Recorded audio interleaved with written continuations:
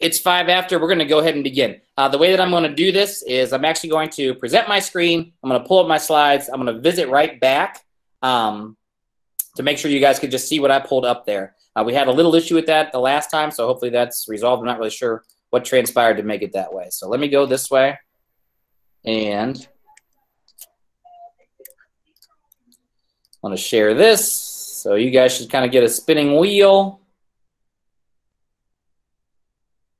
All right, you should be seeing my screen there. What I'm going to do is come over to my 9 through 12 presentation. I'm going to pull this up. It should overtake my entire screen, which means it should be one of the things that you can see nicely on your screen. So I'm going to exit out of this, and I'm going to come back over to this. Admit Anna Marie. Just by a nod of heads there, when I had my slides up, were you guys able to see those slides? All right, so we're going to go back into that then, and I'm going to be presenting the slides as we go there. And like I said, you will get a copy of this at the end of it. And present. Okay. All right, just to go over a few things before we begin, I did ask everybody to stay muted just so we can hear. And we're talking to, looks like, over 100 people or so, and I've had pretty big groups all through this. This is my fourth in a row here, and I said some repeated joiners here, so we'll see how we do this last time. I'm losing a little bit of steam, but I'm trying to hang in. All right. This session is being recorded just so that it can be shared with anybody else who was not able to join us today. I'm sharing my screen, so I actually physically right now cannot see you guys. You may be able to see me, but I can't see you at this point in time. So this is not our best format for like live interactive questions. When this is done, and you can post them while I'm chatting, I will be going over a lot of things. I'll have some time to be able to go through the chatted questions that are there, but we won't really interact too much. That way there's just sort of too many people. If there's a question that we don't get to, this is an email address that we just created the other day, eagleonline@plainlocal.org. Basically, there's a team of people that will have access to that. That's going to be your fastest way to get a response. Recognize today that I'm probably talking to over 500 people, so there's going to be a lot of questions out there. If everybody sent one, that's 500 for us, right? So even if half, that's 250. So we're going to do the best we can to work through those, and we're going to get back to you as best we possibly can. As a piece of that, I am going to share this entire presentation at the end. So all of these blue links or anything you want to go back to, it's going to be there for you. The blue links would be live and give you easy access. So let's go this way. A little bit about me, just to let you know. My name is Michael Milford. I've been in this district for 21 years. I've been an administrator for 16. I taught elementary school for 5 years. I was a principal for a number of years, and I've been working on the curriculum team for about the last 6 or so. My title is called Director of School Improvement. And outside of this year, typically my main job is I kind of help the other principals. We have a lot of things that we got to get done, so I'm a support to them. This year I've been tapped to help lead up the Eagle Online stuff. I have a lovely wife and 2 kids. My wife, Courtney, is actually the principal over at Taft Elementary School. I have a daughter named Mason Ann. She's actually getting ready to begin kindergarten this year, coming up right now. I have a 4-year-old son named Owen. I'm a Plain Local parent. I live in Plain Local. I've been here for quite a long time. I'm happy and proud to be involved in Plain Local just like you guys are. So I'm a piece of this puzzle too. All right. Moving on, truly welcome to Eagle Online. This is our all-digital our all-digital educational experience that we're trying to offer to our kids in K through 12. All right, I'm going to walk you through a brief story of what Eagle Online is and what we're doing. It's technically not brand new for us at all. We've used it in situational stances over a variety of years here. These have been very situational. So this is kids who unfortunately were super sick and they're in the hospital and they just cannot come to school. They've had an online option. We've had kids who are emancipated from their parents and they got full-time jobs, and this is how they're going to graduate high school. They typically are very situationally based. Less than 40 kids out of our 6,000 or so that are in the district at this point in time. So it's not brand new at all. We also have some other variations, but it's situationally based. The world transpired and a lot of things changed, right? We sent out a survey to our Plain Local parents sometime in June, I believe it was, and it asked a number of things, but one of them was, you know, what would your leanings be would you go to school face-to-face? Would you prefer an online option? It was genuinely like a 51-49 sort of split. Everybody was kind of right there. What we recognized right there was going to be a big increased demand for an online learning option, okay? And just to let you know what that looked like on our part then, so once we recognized that was going to be something we needed to provide for our community, we then started to put out some information on that we would be doing this, and then we had to ask people, like, how you're going to offer services depends on how many kids sign up. Whether it's 30, 300, or 3,000, it looks different on what you're going to provide. So as that goes, we sort of started in July at around like 200 families, or kids, I should say. Then we got to 500, got to 800, and kind of sat around that 800 number for a little bit. Within about like an 8-day span, it just exploded. And right now we have about 1,700 kids who are signed up for Eagle Online. That's about 28% of our entire school population, K through 12. We got about 6,000 kids or so. So there's a big demand and increase for what we're going to do in this online world. In that, there is a million different things that we have to consider. Credits at high school, the course offering, the schedule, staff licensure. This is just a short list of things that we had to consider. And that's where in places, many of you might have been asking questions along the way. What appears to be a very simple question in one sense, like from a mom or a dad, is actually a multi-layered one that we're going to have here on our side. We've been doing the best we can to basically construct a school that's for K through 12 kids and has 1,700 students in it on the fly. Right now, because nobody asked for the pandemic, it just sort of is, but we want to provide a good experience for the kids. So we've been trucking through this every day, trying to get this together in some sort of format that can give you guys what you're asking for, as well as still provide a quality education for the kids. So on top of that, though, we also still have a whole nother side, and that's our face-to-face side. We had to coordinate what social distancing was going to look like, what our safety protocols were going to be for cleaning, and all that kind of stuff has been going on. It's been a summer unlike any other in the world of education, and we've been sprinting as fast as we can to meet the needs of everybody on both sides of this educational decision. What that really means is, and we're saying it publicly and without shame, we're on a learning curve. This is not necessarily what we were designed to do in our regular world of public education. We had it in small snippets. It's grown tremendously, as you can say, from 40 kids to about 1,700. But with that learning curve, we're excited about it. There's going to be new ways to teach and learn. Our community wanted this option, and we want to deliver it for our families. People are asking. We're trying to provide it. So that's really where it's coming from. In that, we just want people to recognize that these are unprecedented times. We've just never had this experience in our lives. It's been 100 years since the last pandemic. So with that being said, there is just going to be wrinkles. The expectation for perfection really simply won't be there. And to be honest, we know we weren't perfect on the other side. And I got a real life family at home and many friends out there. I don't know any perfect families either. We're trying to do the best that we can to take the best care of the kids that we possibly can. So we're saying right now, there is going to be wrinkles and hiccups and whatever like nice word you want to put in there as the small little problems. Somebody's Wi-Fi is going to drop. My teacher's Wi-Fi is going to freeze. Somebody's going to forget to post an assignment. Somebody's going to forget to turn it in. You name it. A couple more that happened here just live over these last 3 sessions. The first one, I had a dad accidentally project his own screen to everybody. I had a mom who couldn't quite figure out how to mute it, and she was talking and we could hear her. I had a link of a slide that I didn't put in the right tiny URL, so I had to change it live. These things are going to happen. They just are. Life is going to transpire. It's not all clean and pretty. We get that. But what we want to come at you guys with this is we're in this together. We're trying to provide an option that the community is asking for. We are here to help. Nobody's going to be out to get you or your kids. We're really in this together, and we think that together we're going to make this a solid year for the kids, or even a solid first 9 weeks in this experience. That's where we're coming from. We're acknowledging that we're still learning a lot, and we're still building things as we go, but we're also telling you we're on your side, we're here to help, and we're going to do the best we can every day to serve your kids' needs. With that, let me give you the original premise of Eagle Online, and it's just a few steps. Our biggest thing was we want to keep our kids and staff safe. That's on the online side or the face-to-face side. That's our number one priority right now, kids and staff staying safe.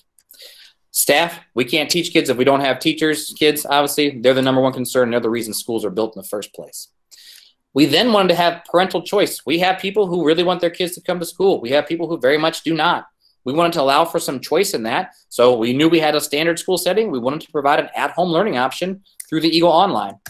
As a piece of that, we thought it was important, given the nature of schooling, or I shouldn't say that, the nature of the world and how stuff changes. And tomorrow at 2 o'clock, the governor could get on and say something different.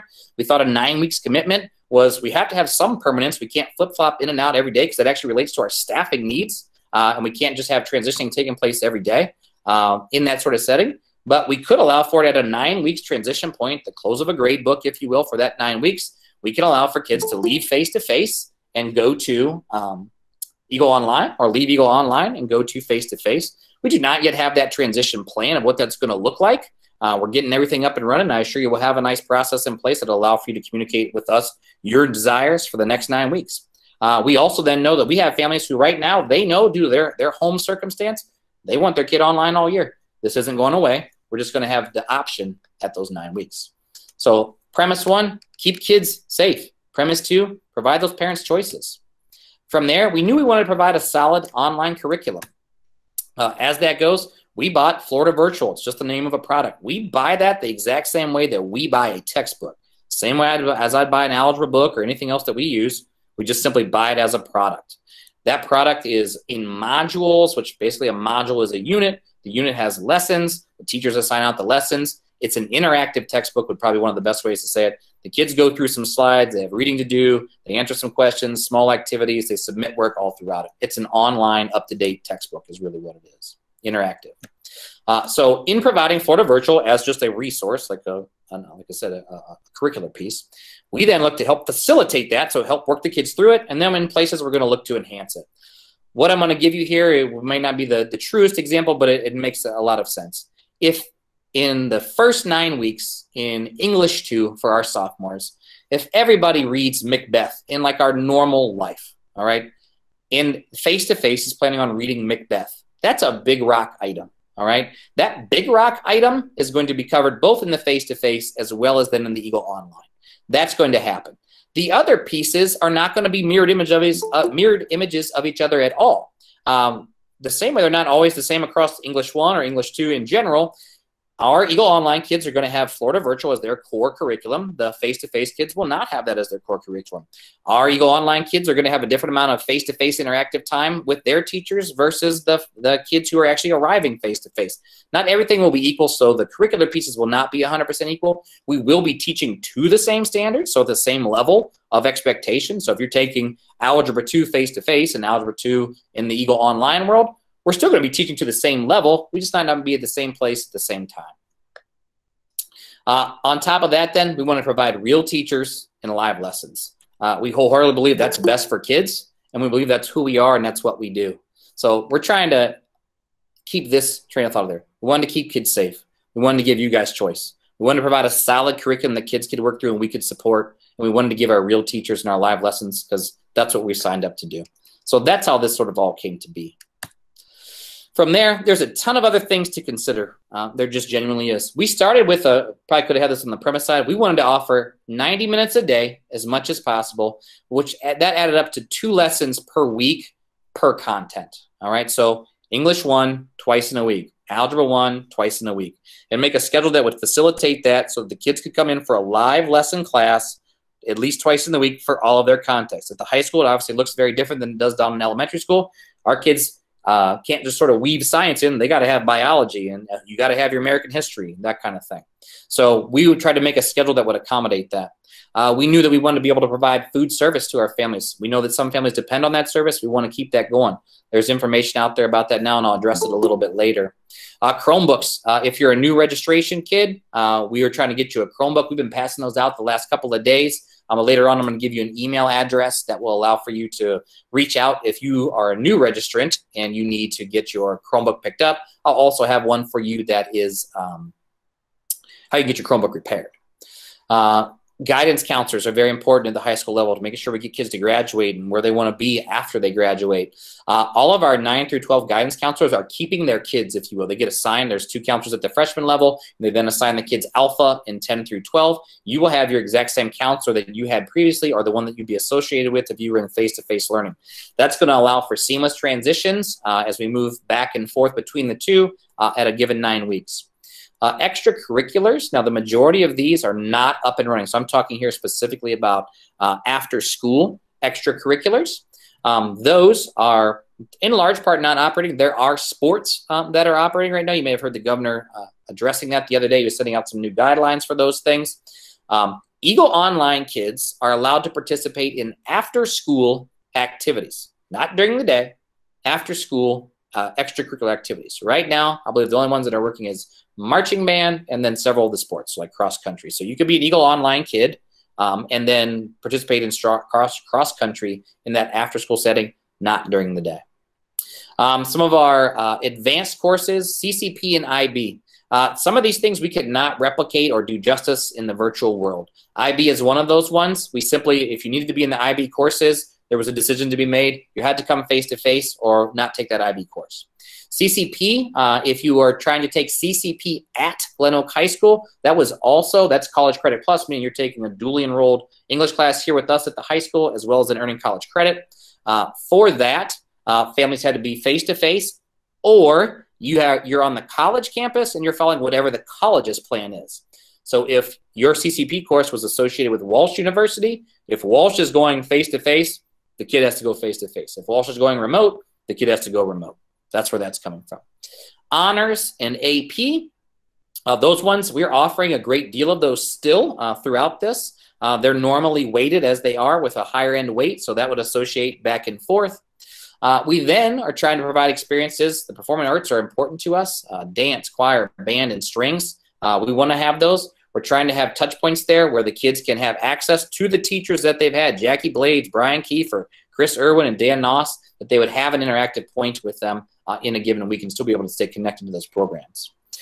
Special education is also an important one. Any of those needs, speech, OT, PT, ESL services, which aren't technically special education, but anything in the special education world, we're going to be getting to those things. We're not going to start with like that plus more schedule you may have been accustomed to on day one. We had to get floating this entire scheduled system, and I'll show you that in a second here as we just kind of walk through it.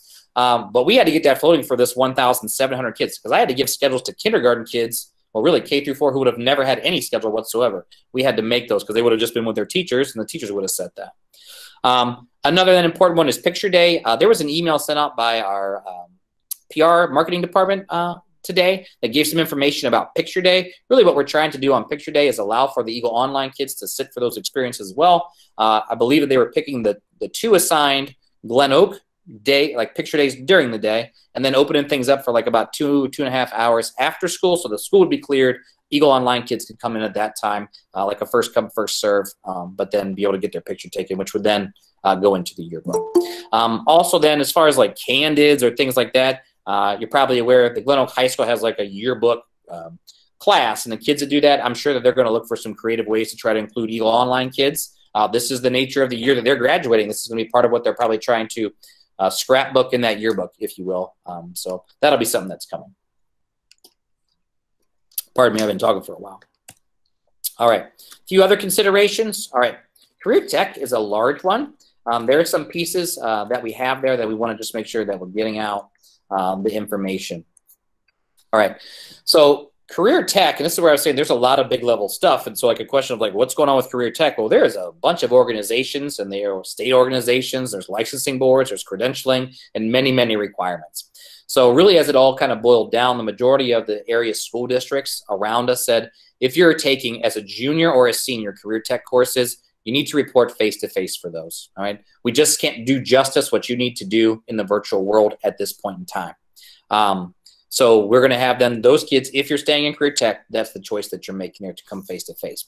We did then, however, allow them, because that was a forced choice that we could not give them. They were taking their other classes and can take their other classes in the Eagle Online world. And a lot of these kids, due to the different credit-bearing courses that they're in, you may have a single course that's worth like 5 credits. That looks different as far as the number of courses they may need to take. You could then be a full-time student with your career tech and maybe just your last English and your last math. It looks a little different when you're a junior or senior involved in the career tech that way. So we were just trying to make some allowances for that. That right now is the only group of kids that can sort of cross between Eagle Online and the face-to-face at this point. And that was just strictly due to the way that their education has to be for the credentialing, the licensures, and those sorts of things.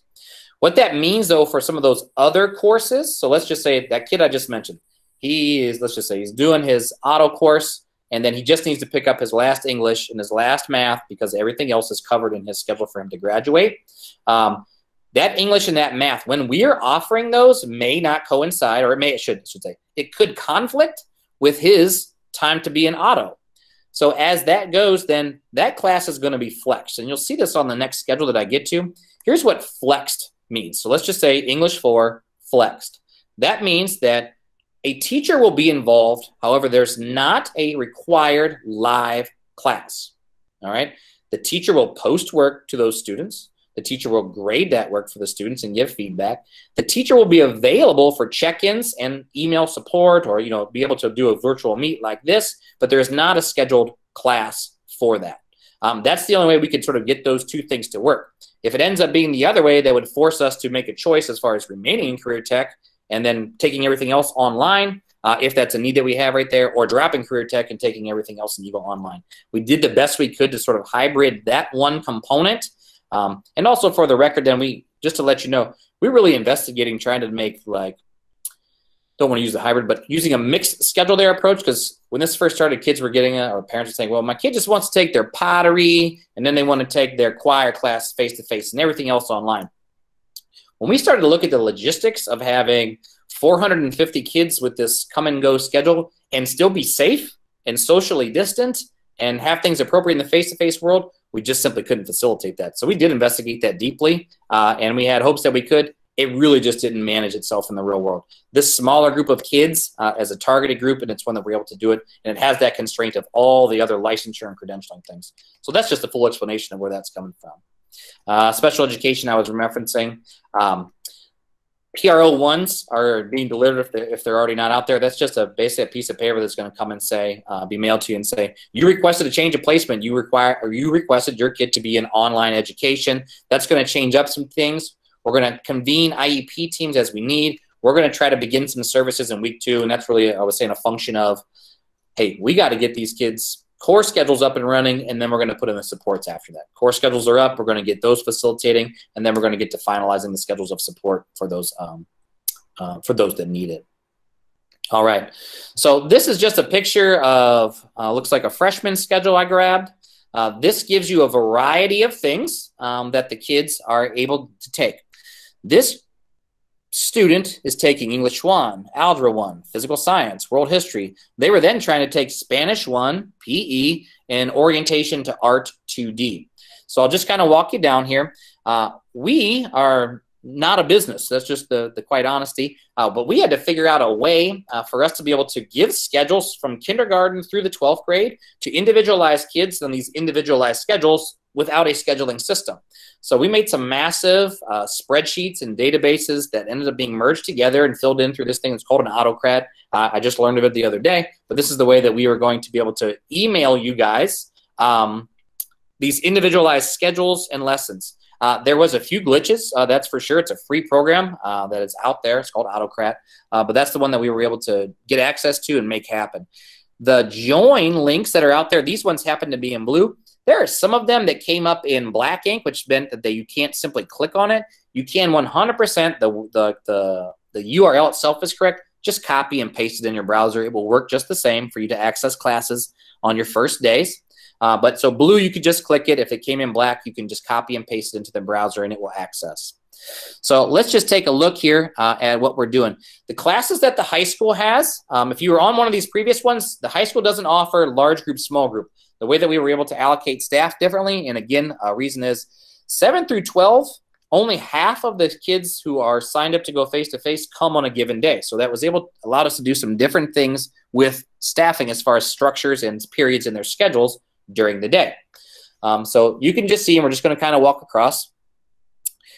This kid needs to take English 1 as a freshman level course. He's going to have Mr. Nisley. He has it on Mondays and Wednesdays from 12:48 to 1:31. That is a normal looking, as a whole, normal looking ELA 1 class. You're going to have like 25 or so kids in there, maybe up to 30. In places, we may have a few more because you can handle more in an online setting where there's not the classroom management, you will, like you would have in a normal setting. But these kids are expected to report then for English 1 twice a week, Mondays and Wednesdays, 12:48 to 1:31. This next class is Algebra 1. You have Mrs. Garcia. You can see the times. That's also a Monday, Wednesday course.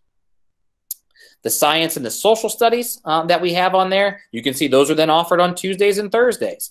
Those are the specific dates and times. Those are required classes. That's school. If you're not there, you're absent. The same way you'd be absent period 2 at Glen Oak High School if you were not there. Those are required logins, and I'll talk to you a little bit more about that. This student then needs to take some other courses, and those are Spanish 1, PE, and this orientation to 2D art. These ones you can see are on the flex schedule. We have staffing constraints, and we have to serve everybody on both sides. In a lot of these places, we did not have the capability to distinctly assign a full-time staff member or even a part-time staff member to do these. And some of them, say particularly maybe like an orientation to 2D art, our choice was to offer it in a flex model, which is the one I'll describe it again, or to simply cut the course. Because I can't offer many courses where we're going to have small numbers of kids. If there were 6, 8 kids as a whole, we can't logistically always make those things work. So for some of the electives, this is where the flex model comes in. I was describing that for that English 4 model, but for these ones, so Spanish 1, there's going to be a Spanish teacher assigned to this class. There are other kids taking Spanish 1 in this format. That is then going to be the teacher will assign the work for a given week. Teacher will grade the work. The teacher will be available at given points throughout the week to answer questions and support the work, but there is not a full-time live class that is going to take with it that's scheduled throughout the week. That also helped us make some of these other parts and pieces work. So those are our efforts to still try to provide as much choice as we can to the kids, still give the credits that you're trying to earn on a given year, and have all of that jive together wherever we could. Primarily in our 4 core classes, we're having face-to-face live lessons with the kids. So that's the premise that we're coming from there. Some important notes. Right now, Fridays, the way that we were structuring these things, we're actually not having any live required classes on Fridays. What we're looking to do, and it won't be the first Friday, but what we're looking to do is to allow to have the teachers on Friday mornings have wide open chunks of office hours. This is to then provide some small group time, or even in places, depending on who else needs help, some one-on-one time to get through that Florida virtual coursework or any of the assignments that we have. We also want to provide some time distinctly for the kids to get this work done. This is going to be work. This will not look like what it looked like last spring. This is much more prescribed. You can see we have required live lessons. We're going to have a curriculum that's built. There won't just be tons of just show up if you want to. The live classes are required. These Fridays, though, we may look to make an office hours, and that is, and I'll reference it again in a minute, the kids' lessons that are due that week, so let's just say you got 2 math assignments due this week, all of those lessons that are assigned are going to be due Friday at noon, okay? So that morning when all the kids are scrambling to get their work done, we're trying to make the teachers fairly available so they can help them get through it. We then have, some of my teachers have very wide caseloads. Their individual classes look fairly normal, but they can have large numbers of kids because they might be serving grades 10, 11, and 12 based off the schedule that we put on there. So they're going to see larger numbers of kids. You're going to basically turn in, because the bulk of the kids are going to turn in their work between 10 a.m. and noon when it's due at noon. So we're going to get like a whole week's worth of grading for all of these contents and need to turn that around to you. So basically available to help you get it done in the morning, and then some time to give you feedback or meet about how we best, help educate the kids the next week. So right now, Fridays, there's no required live lessons. Also, to speak to this, when that Florida Virtual starts, I'm going to address that in just a minute here. When the Florida Virtual starts up for the kids, all right, I'll just pause that. Let me see what I was going to say. I think I lost my train of thought on that one. I'll get to Florida Virtual. All right. So, all right, I think that covers that part. Sorry, I kind of stumbled on myself. The attendance, I was saying, is required for these classes. We're going to take attendance, and we can really do it in one of 2 ways. We can just take your regular old attendance, like look around the room, track them, who's here, who's not, just a very normal sort of attendance way. We also can do it via a small digital task that the teacher could kick off a lesson with, hey, answer these 3 quick questions. Everybody who's logged on at that time and is doing their assignment would then make a digital record some point in that course. We would then use that to transition into attendance. But it is a required time for those kids unless it says flex and it's not mandated there. That would be only as needed. That's what's getting explained here. And again, there was many places where that flex class was doing in a flex fashion, or we would have to probably cancel that offering. We were trying to still keep those as many options as possible. This is what I referenced earlier to schedule conflicts. You have your same Glen Oak High School counselor that you would have had previously if you're a returning student or if you're a freshman family. It's the same split between those two counselors. That is your live link. We have schedules. I'm sure they're filling up fast between like now and the first 2 weeks of school. This happens at the beginning of every year. Kids thought they wanted something and they didn't. We also had some places where Florida Virtual simply had no correlating course. So we either made a guess or had to leave it blank. Some of that was transpired by what your counselor thought was in the best interest of your kid at that time. World War II is a class that is held at Glen Oak High School. We can't offer that. There's not a correlating course in Florida Virtual. We simply are not going to offer it that way. So they might have subbed in a different social studies or left it blank. That happens every year in the beginning of the year. We're working through that as normal. You can schedule right there for a live virtual meeting with your counselor. All right. We are having a soft launch to Florida Virtual. So this is key for people who are taking flex classes. We're not going to actually begin our Florida Virtual work, both in the regular Eagle Online and in the flex classes, until about that third week. We're going to have teachers end up reaching out to kids, but the reason that we're not doing this just yet is we want this to be as normal as possible. We normally do not dive in on day one or day two to like the heart and core of our curriculum. Teachers build relationships with kids. They get to know them a little bit. They set up routines. We work on a little bit of basic academic academic skills where we're trying to build some success for the kids to lead into the algebra content that we have to get to or lead into the French one, whatever it is. So I'm just letting you know, it's like a soft launch coming into Florida Virtual. In all the places that they have live lessons, all those live lessons are going to be taking place. We're going to be communicating out to the kids to give them their information about how to join Florida Virtual. We'll have tutorials. We may have like open sessions you could join if you're going to need some extra help getting that up and running, if you have a flex course. But what we can assure you is that when Florida Virtual is ready to begin, these lessons are going to be clearly posted. The assignments are going to be due Fridays at noon. And from your teachers in some capacity or from a guidance counselor, we're going to give you your usernames and passwords for Florida Virtual and in a very systematic way allow you to be able to join in there.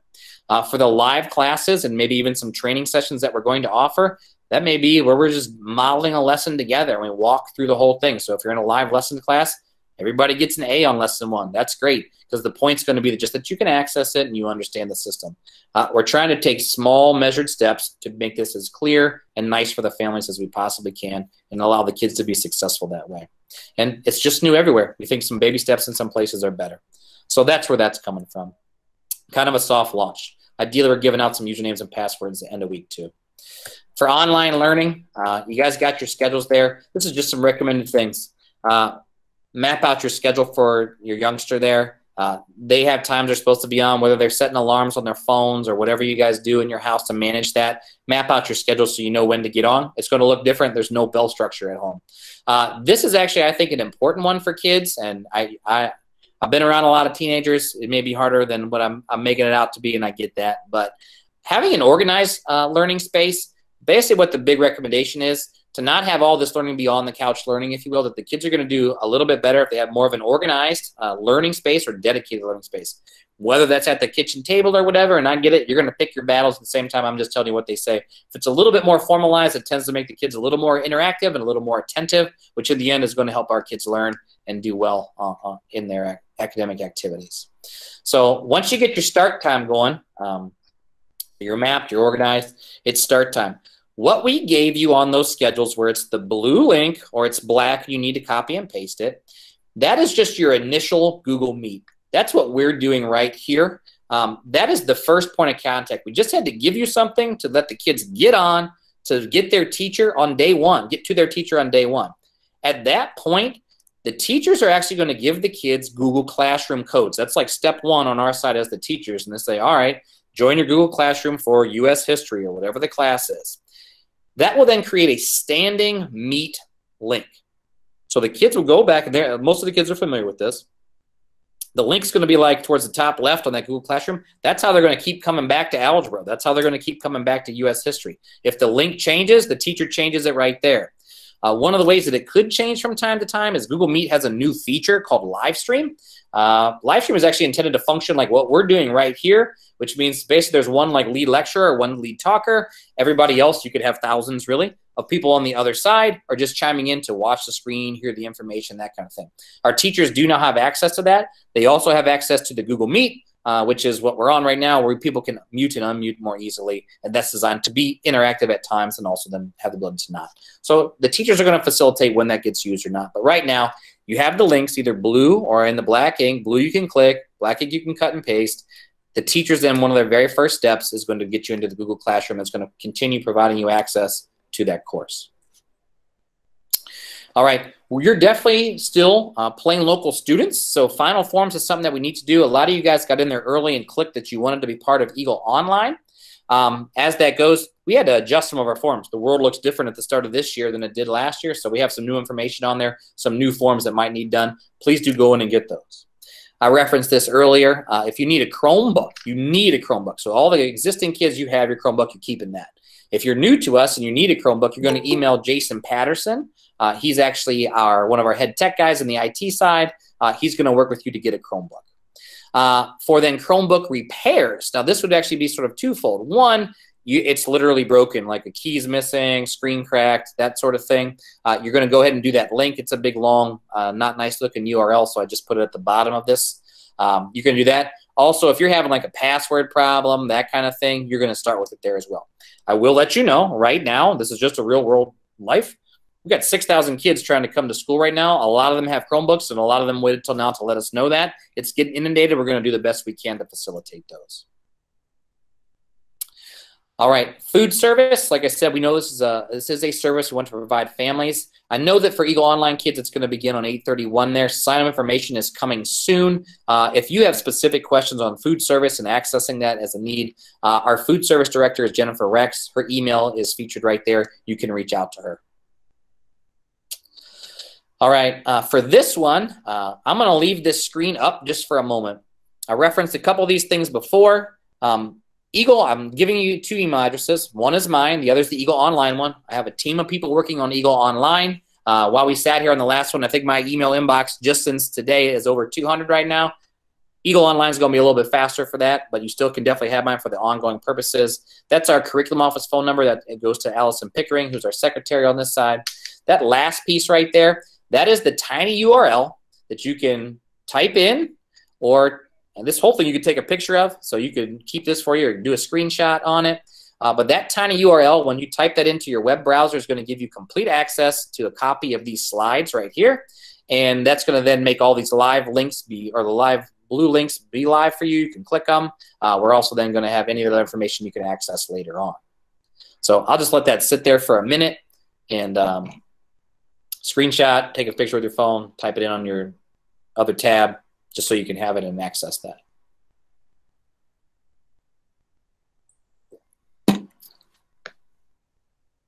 As you're doing that, I'm not going to lie to you. I'm kind of whooped. 4 in a row. I was here late last night trying to get those emails to go. My alarm went off at 3:45 this morning. I think I'm going to be ready for a Diet Coke after this Mountain Dew and then try to keep it moving.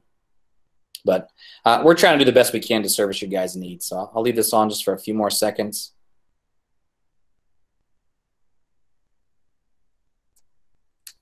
All right. My friends, it's not going to be perfect. There is pros and cons to both sides, and families just had to make a decision they thought was in their best interest of where to send their kids, face-to-face, Eagle Online. Things in the face-to-face world are different too. It's not a perfect world. No one asked for COVID. No one asked for a pandemic. We have some needs on both sides. We have a lot of families that want to have an online learning experience. With that's going to be some pros and cons. It just simply is. We're doing the best we can to still provide wide access to a lot of things for our kids and still give them quality instruction from our teachers, as well as a solid curriculum for them. That's what we're shooting for. We genuinely are on your side in this. This is a new world. We're trying to keep it in a way that we can all be successful. We want to support you, and we genuinely think together is better. And that's why we're going to try to keep moving ahead, keep you guys in the loop, and just keep doing the best we can for your kids. I thank you for this and paying attention to the presentation. I'm going to exit out of this. I can then come back over to, all right, maybe it's 100. Oh, that's even nicer. Look at that. That's only 100, so that's good. I thought it said 2 earlier. But let me go over here to our questions. I'll kind of start back up here. These are my friends who've been joining me repeatedly. Thanks for putting up with me. Celeste, I think I kind of covered that with the flex classes there. So they have teacher access. Teachers post the assignments. Teachers grade them. Teachers give feedback and are available, but there's not a required thing. The curriculum in and of itself does walk the kids through some stuff that way.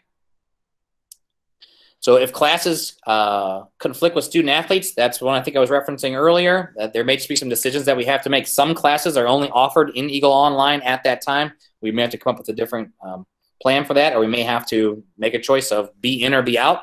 Forced choices happen in the Glen Oak High School schedule all the time. We have some kids who have great and wide aspirations. At some point in the day, there's only so many periods and only so much time. We have a few outlier things that take place. At the same time, sometimes you can't take every class that you want, and we do have those. Flex classes are offered as they are. We really don't have much recourse there. That's where we know we're going to have some families that are going to want to not remain in the Eagle Online and return to face-to-face because they need some teacher interaction on those ones. At this time, that is what we can offer. Chinese is being offered. We did find a teacher that's being offered in the flex capacity, though, as far as how that schedule goes. But we are offering Chinese 1 this year.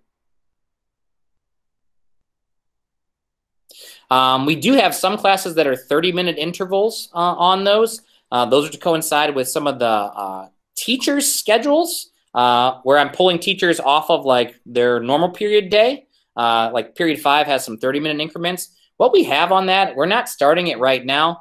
In places we have 44, 43, 44, and 45-minute periods. We do have some that are meeting at the 30-minute.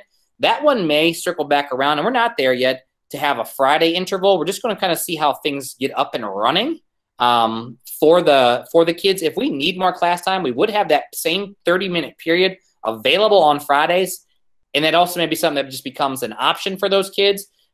So we're going to have to just try to live that a little bit. We do have that in our back pocket, but right now I had to keep some of those teachers on their same period schedule because they're like kind of just jumping in to teach a class or two, and then they got to jump back out to teach like live face-to-face courses. ASL is not offered in our online world right here. We did just have to draw some constraints. We are offering the other courses, so the Chinese, French, and Spanish there. As far as changes there on that individualized schedule, I'm saying contact that counselor. They do have the course offerings. They know what's available. They know what the class counts are. So those are ones that they're going to be able to help you out with. Can I have a bell schedule? Honestly, your best recourse on a bell schedule would just be to contact the school themselves, the regular just Glen Oak High School. You can call the secretary, or you could email Gail Kimbrough, one of the principals, would be happy to help. We could get that out to you just with a simple email versus I don't have it right in front of me right here. Can we switch to in-person? Right now, everything's frozen. We know that some people may have those needs. When we open that back up is yet to be determined, but we know that we're going to have needs that potentially, given the conflicts and schedules, may have to happen for a small number of people. So I can't give you like an exact timeline, but that's something that we can talk about as far as best serving kids. We obviously in no way, shape, or form are going to be preventing kids from doing top-level things. We're going to make sure everybody's graduating. If you're trying to get an honors diploma, we're going to be supportive of that. There's a lot of things out there. If you're trying to be an athlete, we're also going to try to be supportive of that. But in that, some places there may be a choice. Like if, I don't know, band is offered at the end of our day, and I don't even know if it is right now off the top of my head, but if band is, and that's when your sport goes, you have a choice to choose. Like that is some of those ones that we're going to have. SATs and ACTs, yeah, that kind of information we still plan to pump out. There'll be a newsletter that's going to be associated with Eagle Online, so some of those same information pieces are going to come out. The ACT day, like the one that we do for the kids, is already scheduled, I believe, in February at some point. They do have the other offerings. If you want a fast answer on that, yeah, just reach out to your counselors. I also know that SATs and ACTs are doing things a bit differently because they're involved in the COVID stuff as well. For the face-to-face kids, The bulk of the face-to-face kids are going to be coming up at door 17. That's the one up top. Buses are released both there. They have some protocols in place. If you want exact stuff, you can contact Mr. Babix or his office there. The secretaries know a lot of the information too. But the bulk of kids are still going to come through door 17 up top. And then Jennifer mentioned the waiting list. Yeah, right now I said we're frozen. There's a ton of logistics, from transportation to food service to teacher schedules, that kind of thing. We've been trying to be responsive to families' needs for much longer than we cut off the deadline to be. And we have people who are trying to make hard decisions. We had a family at the very end of last week that was desperate to get an Eagle Online. They had a situation. We let them in Eagle Online. They called me back later in the day, say, we can't decide. We're just not doing that. They called back the very next morning and said, we got to get back in. There's a lot going on. We kind of can't facilitate that in the real world. We have to get kids in school. We have to be socially distanced, that kind of thing. We are creating a wait list both to leave Eagle Online or to return to Eagle Online. I'm not saying when that's going to open up. We also may just have to get life living a little bit here. Like we haven't been in school in months and months. Just getting back to some sort of normalcy where it's online, face-to-face, is going to have to live a little bit. So it won't be as fast. If you had blank electives, that was probably something we didn't have stuff that matched up for you. So you're going to reach out to that counselor link and schedule a meeting. They'll schedule it in for you. And we had to just make some decisions, and the counselors were just doing the best that they could for that, where if they thought there was something that was close enough, like you had this other kind of visual art, they might have gave you that the one that Florida Virtual was offering, or they didn't think there was a good connection point, and they just simply left it blank. You'll contact your counselor for that. All right. Any more chatted questions?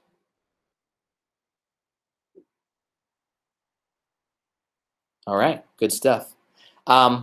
This has been a lot of information. We are wholeheartedly trying to give you the best option that you guys have asked for. It isn't perfect. It just isn't. We're going to keep doing the best that we possibly can to serve your needs and provide as many opportunities for our kids as we can. We're not going to be failing kids and who can graduate and the big things that they can participate in. We're going to do the best we can there too. We get that there's forced choices and some of those are difficult. And that's that family I referenced there. It's in and out, and we understand. We're trying to allow for some of those things, but we also have 6,000 families that we're trying to serve, or 6,000 kids we're trying to serve, so that's a lot. So I greatly appreciate your guys' time. Hang in there with us. Once we get your kids on the Google Classroom, communications will be able to come easily from the teachers, and we're looking forward to serving you guys starting Monday. Have a very good day. Stay safe. Stay well.